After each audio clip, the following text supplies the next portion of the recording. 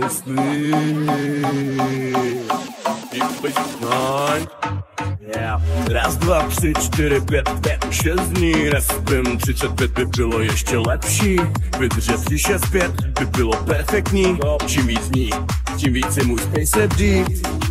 Proto nejdu spát, na návrat ztrácet way too far.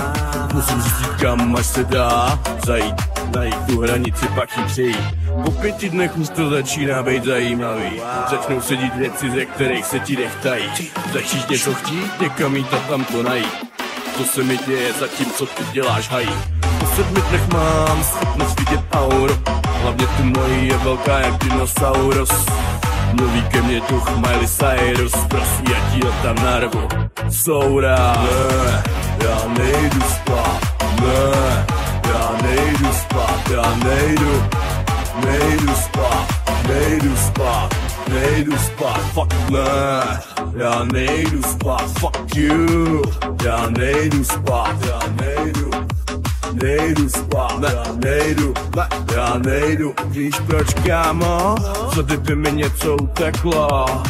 Víš co by to bylo za peklo? Jako když mi jednou tak nateklo hrdlo, že se mi tam seklo matro a nesteklo. Slyším hlasy, přitom jsem tu sám.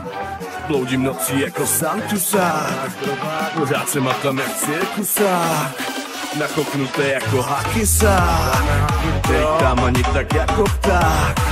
Přijdu si spíš jako rakeťák. Asi bych měl zmizet ze scény.